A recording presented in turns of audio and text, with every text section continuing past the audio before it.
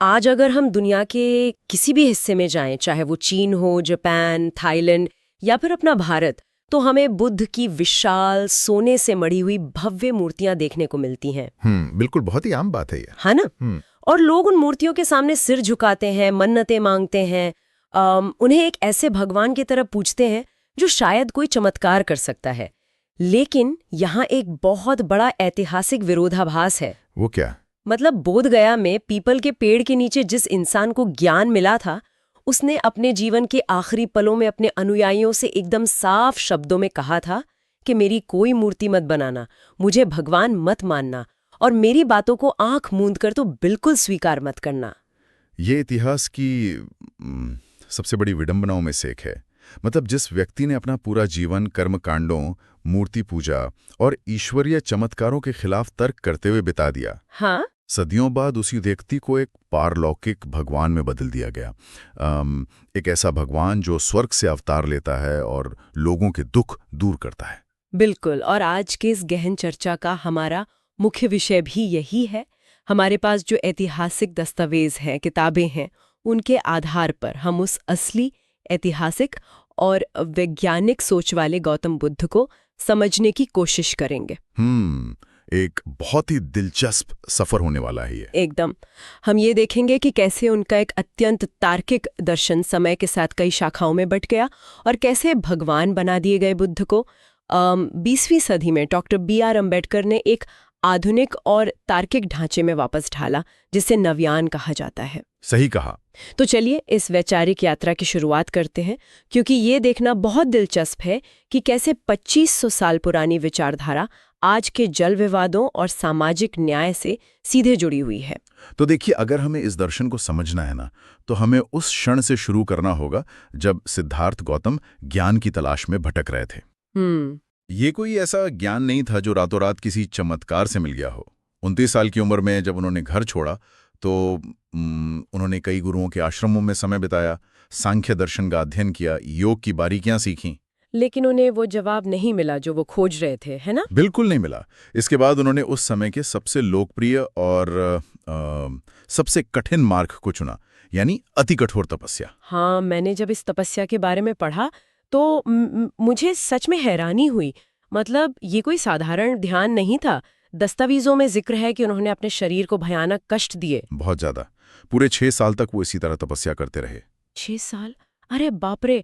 मैंने तो यहाँ तक पढ़ा है कि वो दिन में केवल एक चावल का दाना या सरसों का दाना खाते थे। हाँ, और चिलचिलाती धूप में बैठना, सर्दियों में खुले आसमान के नीचे रहना, यहाँ तक कि शमशान घाट में हड्डियों को तकिया बनाकर सोना। उफ, ये तो अपने आप में रोंगटे खड़े कर देने वाला है। ये शरीर को यातना देने की पराकाष्ठा थी। मतलब 6 साल बाद उनका शरीर एकदम सूख कर कंकाल जैसा हो गया था। और ठीक इसी बिंदु पर ना उन्हें एक बहुत गहरी अनुभूति हुई। कैसी अनुभूति? उन्होंने महसूस किया कि शरीर और मन एक दूसरे से जुड़े हुए हैं। जिस शरीर को वो भूखा मार रहे हैं, अगर वो शरीर ही नहीं बचेगा तो ज्ञान किसे मिलेगा? लॉजिकल है, बहुत लॉजिकल है ना? शरीर को कष्ट देने से सत्य नहीं मिलता। इस एहसास ने उनके चिंतन को पूरी तरह से बदल दिया। तो उन्होंने इस अतिवाद को छोड़ा और मध्यम मार्ग को अपनाया। मध्यम मार्ग यानी बैलेंस। न तो सुख सुविधाओं में इतना डूब जाना कि होश ही न रहे, और न ही शरीर को इतना कष्ट देना कि वो टूट ही जाए। बिल्कुल सटीक कहा। और इसके बाद ही वो मशहूर प्रसंग आता है जहां सुजाता नाम की महिला के हाथों उन्होंने खीर खाई, जिससे उनकी शारीरिक ऊर्जा वापस आई। अच्छा, तो खीर वाली घटना इसी समय की है? हाँ, और फिर वो बोध गया में उस पीपल के पेड़ के नीचे ध्यान में बैठे और 28वें दिन उन्हें वो ज्ञान प्राप्त हुआ जिसे हम आज बौद्ध दर्शन का आधार मानते हैं। तो अब सबसे बड़ा सवाल आता है, वो ज्ञान था क्या? कोई जादुई मंत्र या कोई अलौकिक शक्ति? नहीं, बिल्कुल नहीं। वो ज्ञान जीवन की बहुत ही बुनियादी लेकिन बहुत गहरी समझ थी। इसे उन्होंने 4 आर्य सत्य कहा। 4 आर्य सत्य? हाँ, ये कोई रहस्यमयी बात नहीं थी, बल्कि मानव जीवन की वास्तविकता थी। पहला सत्य है सर्वम दुखम, यानी इस संसार में सब कुछ दुखमय है, जीवन में दुख है। दूसरा सत्य दुख समुदय, यानी हर दुख का कोई ना कोई कारण जरूर होता है। इसे प्रतीत्य समुत्पादा का सिद्धांत कहा गया। प्रतीत्य समुत्पाद? हाँ। इसका क्या मतलब हुआ? मतलब कि हर घटना किसी न किसी कारण से जुड़ी है, बिना कारण के कुछ उत्पन्न नहीं होता। कॉज एंड इफेक्ट, सरल शब्दों में कहें तो। अच्छा, यहाँ मुझे एक उपमा सूझ रही है। अगर हम इसे एक मेडिकल लेंस से देखें तो बुद्ध यहाँ एकदम एक डॉक्टर की तरह काम कर रहे हैं। डॉक्टर की तरह? वो कैसे? देखिए, सबसे पहले वो डायग्नोसिस करते हैं और बताते हैं कि शरीर में बीमारी है, यानी पहला सत्य कि जीवन में दुख है। सही है। फिर वो एक पैथोलॉजिस्ट की तरह उस बीमारी की जड़ तक जाते हैं कि इस दुख का कारण क्या है, जो आपका दूसरा सत्य हुआ। अरे वाह, ये एनालॉजी तो 4 आर्य सत्यों को समझने के लिए बहुत अच्छी है, क्योंकि उनका तीसरा आर्य सत्य है दुख निरोध। यानी बीमारी लाइलाज नहीं है। बिल्कुल, इसका इलाज संभव है। दुख का अंत किया जा सकता है, जिसे उन्होंने निर्वाण कहा। और चौथा सत्य है दुख निरोध मार्ग। ये उस डॉक्टर का लिखा हुआ प्रिस्क्रिप्शन या दवा का पर्चा हो गया। एकदम सही। इसे अष्टांगिक मार्ग कहा गया। ये दुखों को समाप्त करने का 8 सूत्रीय व्यवहारिक रास्ता है, जिसमें सम्यक दृष्टि, सम्यक कर्म, सम्यक आजीविका जैसी बातें शामिल हैं। ये मेडिकल डायग्नोसिस वाली बात तो एकदम स्पष्ट हो गई, लेकिन यहाँ एक बहुत बड़ा पेंच है। कैसा पेच? जहाँ एक तरफ बुद्ध इतने तार्किक लग रहे हैं ना, वहीं दूसरी तरफ उनका एक सिद्धांत मुझे बहुत उलझा देता है, और वो है अनात्मवाद। अनात्मवाद या अनात्ता। हाँ, ऐतिहासिक स्रोत स्पष्ट रूप से कहते हैं कि बुद्ध आत्मा के अस्तित्व को नकारते थे। उनका मानना था कि आत्मा जैसी कोई स्थायी, अपरिवर्तनीय चीज शरीर के अंदर नहीं है। सही बात है। अब एक मिनट रुकिए, अगर आत्मा है ही नहीं तो फिर पुनर्जन्म किसका होता है? कर्म का सिद्धांत किस पर लागू होता है? मतलब ये तो मुझे एक बहुत बड़ा विरोधाभास लगता है। हमारी मेडिकल एनालॉजी तो यहाँ आकर टूट जाती है। मैं समझ सकता हूँ। ये बौद्ध दर्शन का सबसे पेचीदा और सबसे ज्यादा बहस वाला हिस्सा है। देखिए, अगर हम इसे पारंपरिक हिंदू दर्शन की नजर से देखेंगे, जहां आत्मा को अजर अमर माना जाता है, तो ये विरोधाभास ही लगेगा। लेकिन बुद्ध का अनात्मवाद ये नहीं कहता कि मृत्यु के बाद सब कुछ शून्य हो जाता है। वो कहते हैं कि कोई स्थायी ठोस इकाई नहीं है जो एक शरीर से दूसरे शरीर में जाती हो। तो फिर आगे क्या जाता है अगर आत्मा नहीं है तो? इसे ऐसे समझते हैं, एक जलती हुई मोमबत्ती से दूसरी मोमबत्ती जलाने का उदाहरण लेते हैं। ठीक है। जब आप एक लौ से दूसरी लौ जलाते हैं, तो क्या पहली लौ ही दूसरी लौ है? नहीं, वो तो एक नई लौ है। बिल्कुल। लेकिन क्या दूसरी लौ पहली के बिना जल सकती थी? नहीं, वो भी नहीं। बस यही है, ये कार्य और कारण का प्रवाह है। बुद्ध के अनुसार हमारे कर्मों की ऊर्जा या चेतना का प्रवाह आगे बढ़ता है, कोई ठोस आत्मा नहीं। हम हर पल बदल रहे हैं ना? हाँ, बचपन में हम जो थे आज वो नहीं है। हमारी सोच, हमारा शरीर सब बदल गया है। एग्जैक्टली। जब इस जन्म ही हमारी चेतना स्थिर नहीं है, तो एक स्थायी आत्मा की कल्पना कैसे की जा सकती है? ये बहुत ही सूक्ष्म दार्शनिक अंतर है। एक ऊर्जा का प्रवाह बनाम एक स्थायी आत्मा। लेकिन मुझे लगता है कि ये कॉन्सेप्ट आम लोगों के लिए समझना बहुत मुश्किल रहा होगा। बहुत ज्यादा मुश्किल था। और शायद यही कारण है कि बाद में डॉक्टर अंबेडकर जैसे तार्किक विचारकों ने इस पर सवाल उठाए। मतलब एक पूरी तरह से वैज्ञानिक सोच वाला व्यक्ति पुनर्जन्म और कर्म के इस जटिल चक्र में क्यों उलझेगा? ये एक बहुत ही महत्वपूर्ण बिंदु है, जिस पर हम आगे अंबेडकर के नजरिए से बात करेंगे। लेकिन उससे पहले हमें ये देखना होगा कि ये तार्किक दर्शन बाद में एक चमत्कारी धर्म में कैसे बदल गया। हाँ, ये भी एक बड़ा सवाल है। देखिए, बुद्ध ने अपने पूरे जीवन में कोई किताब नहीं लिखी। उनका संवाद पूरी तरह से मौखिक था। जब बुद्ध का अंतिम समय आया तो उनके सचिव और करीबी शिष्य आनंद ने उनसे पूछा कि आपके जाने के बाद हमारा मार्गदर्शन कौन करेगा? और बुद्ध का जवाब बहुत ही शक्तिशाली था। उन्होंने कहा था, अप दीपो भव। बिल्कुल। यानी अपनी दीपक स्वयं बनो। उन्होंने साफ कहा कि मैं कोई पैगंबर नहीं हूं जो तुम्हें बचाएगा। मेरी शिक्षाओं को मानना, लेकिन अपनी बुद्धि की कसौटी पर कसने के बाद ही मानना। कोई उत्तराधिकारी नहीं छोड़ा उन्होंने। लेकिन एक विशाल समुदाय को बिना किसी लिखित नियम के चलाना तो असंभव था ना। तो बुद्ध के जाने के बाद उनकी शिक्षाओं को संरक्षित करने के लिए बौद्ध संगीतियां बुलाई गई, जिन्हें हम काउंसिल्स कहते हैं। काउंसिल्स। भिक्षुओं ने मिलकर बुद्ध की बातों को याद किया और उन्हें संकलित किया। यहीं से त्रिपिटक रचे गए। विनय पिटक, जो भिक्षुओं के लिए नियम थे, सुत्त पिटक जिसमें बुद्ध के उपदेश थे और अभिधम्म पिटक जो दार्शनिक विश्लेषण था।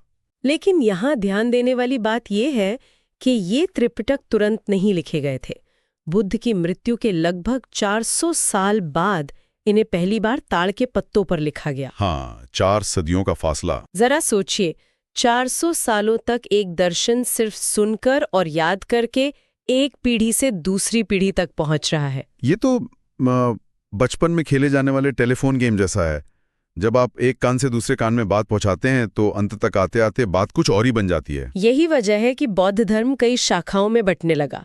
शुरुआत में जो परंपरा बनी उसे थेरवाद या हीनयान कहा गया। तो हीनयान मूल शिक्षाओं के करीब था, है ना? हाँ, काफी करीब था।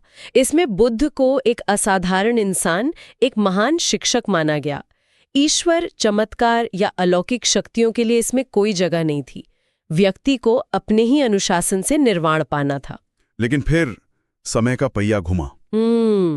बुद्ध के लगभग 500 साल बाद अश्वघोष जैसे विद्वानों के दौर में एक नई परंपरा का उदय हुआ, महायान। और महायान में आकर कहानी पूरी तरह से पलट गई। एकदम। यहाँ बुद्ध को भगवान का दर्जा दे दिया गया, एक ऐसे देवता जो स्वर्ग में है और लोगों की पुकार सुनते हैं। बोधिसत्व की परिकल्पना सामने आई कि कोई अवतार लेगा और मानवता का उद्धार करेगा। मतलब ये तो उस दर्शन का सीधा सीधा मॉडल है जो बुद्ध ने सिखाया था। जिस व्यक्ति ने मूर्तियों का विरोध किया उसी की विशाल मूर्तियां बनने लगी। ऐसा क्यों हुआ? देखिए, अगर हम इसे मनोवैज्ञानिक और समाजशास्त्री नजरिए से देखें ना, तो ये समझना बहुत मुश्किल नहीं है। हीनयान का जो रास्ता था वो बहुत ही शुष्क और कठोर था। ये दार्शनिकों और भिक्षुओं के लिए तो ठीक था, लेकिन आम जनता को क्या चाहिए?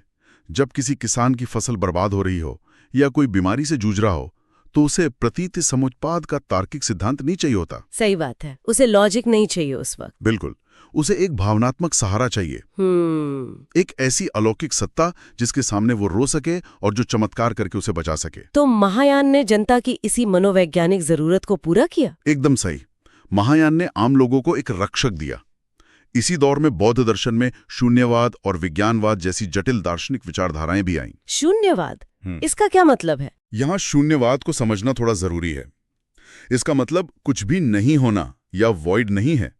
दार्शनिक नागार्जुन के शून्यवाद का मतलब है कि किसी भी चीज का स्वतंत्र अस्तित्व नहीं है। हर चीज किसी दूसरी चीज पर निर्भर है। लेकिन आम जनता के लिए तो दर्शन से ज्यादा कहानियों और चमत्कारों का महत्व था। हाँ, और धीरे धीरे यही महायान आगे चलकर मंत्रयान, तंत्रयान या वज्रयान में बदला, जहां जादू टोने और तंत्र मंत्र भी जुड़ गए। चीन में ये चान और जापान में ज़ेन के रूप में विकसित हुआ। ये देखना अद्भुत है कि कैसे एक व्यक्ति का विशुद्ध तर्क समय के साथ मानव स्वभाव की जरूरतों के अनुसार ढलकर चमत्कारिक कर्मकांड में बदल जाता है। बिल्कुल। अब इस प्राचीन काल से निकलकर सीधे 20वीं सदी के भारत में आते हैं। यहाँ कहानी एक नया और बहुत ही रैडिकल मोड़ लेती है। डॉक्टर अंबेडकर का दौर। हाँ, एक तरफ सदियों पुरानी ये बौद्ध शाखाएं थीं और दूसरी तरफ थे डॉक्टर B.R. अंबेडकर, जिन्होंने इस पूरे ढांचे को एक नए नजरिए से देखा। देखिए, डॉक्टर अंबेडकर एक ऐसे धर्म की तलाश में थे जो मानवीय गरिमा और समानता पर आधारित हो। 1935 में महाराष्ट्र के योला में उन्होंने एक ऐतिहासिक घोषणा की थी कि वो हिंदू पैदा जरूर हुए हैं, लेकिन हिंदू के रूप में मरेंगे नहीं।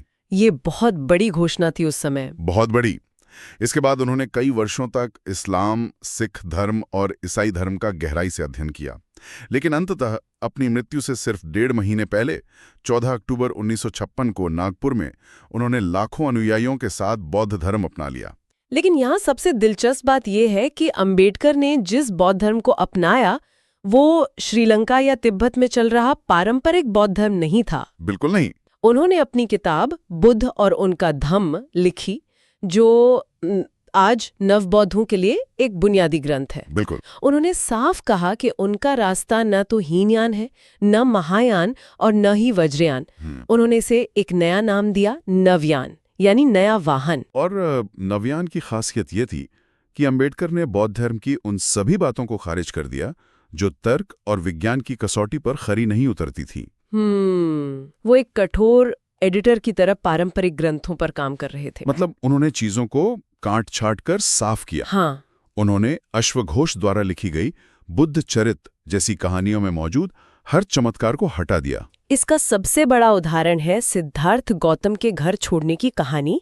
पारंपरिक कहानी जो हम बचपन से सुनते आ रहे हैं वो ये है कि 29 साल की उम्र तक सिद्धार्थ ने कभी किसी बूढ़े इंसान को नहीं देखा था। और ना ही कभी किसी बीमार को देखा था। हाँ, और ना ही कभी कोई अर्थी देखी थी। जब अचानक एक दिन उन्होंने ये 4 दृश्य देखे तो उन्हें इतना सदमा लगा कि वो वैराग्य में आकर आधी रात को घर छोड़कर चले गए। अंबेडकर ने इस कहानी को पूरी तरह अतार्किक मानकर खारिज कर दिया। उनका तर्क बहुत सीधा था। क्या तर्क था उनका? कि 29 साल का एक युवा जिसकी शादी हो चुकी है, जिसका एक बच्चा है, क्या यह संभव है कि उसने जीवन में कभी किसी को बीमार पड़ते या बूढ़ा होते ना देखा हो? सही बात है। ये तो मतलब कॉमन सेंस की बात है। बिल्कुल, ये मानव जीव विज्ञान के ही खिलाफ है। और अंबेडकर का एक और बड़ा ऐतराज बुद्ध के पहले आर्य सत्य पर भी था, है ना? सर्वम दुखम दुखम, यानी सब कुछ दुख है। हाँ, अंबेडकर का मानना था कि अगर सब कुछ दुख है और दुख से बचने के लिए इंसान को संन्यास लेके जंगलों में चले जाना चाहिए, तो ये बहुत ही घोर निराशावादी सोच है। अंबेडकर के अनुसार बुद्ध जैसे महान तार्किक व्यक्ति दुनिया को इतनी निराशावादी दृष्टि से नहीं देख सकते थे। इसके साथ ही उन्होंने भिक्षु संघों के स्वरूप पर भी सवाल उठाया। वो कैसे? उनका कहना था कि अगर हजारों युवा सिर्फ भिक्षा मांगकर अपना जीवन बिताएंगे तो वो समाज में क्या योगदान देंगे।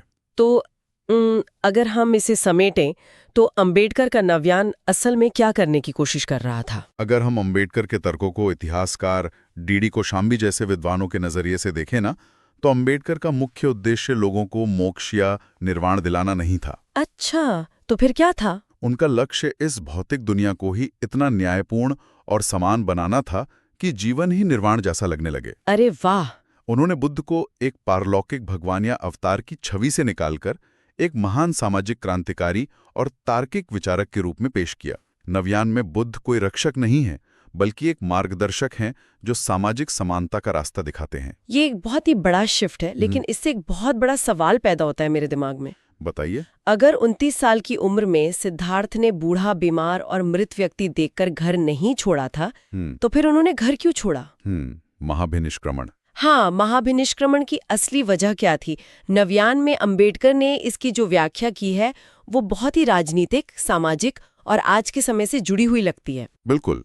अंबेडकर ने कुणाल जातक जैसी कथाओं और ऐतिहासिक संदर्भों का हवाला देते हुए बताया कि सिद्धार्थ के घर छोड़ने का कारण कोई आध्यात्मिक वैराग्य नहीं था, बल्कि एक पानी का विवाद था। पानी का विवाद? सच में? हाँ, उस समय शाक्यों और कोलियों, जो कि 2 महाजनपद थे, उनके बीच रोहिणी नदी के पानी के बंटवारे को लेकर बहुत पुराना और गहरा तनाव था। इसे समझने के लिए हम आज के समय का उदाहरण ले सकते हैं, जैसे आज भारत और पाकिस्तान के बीच सिंधु जल समझौता है, या भारत के अंदर कर्नाटक और तमिलनाडु के बीच कावेरी नदी के पानी को लेकर विवाद चलता रहता है।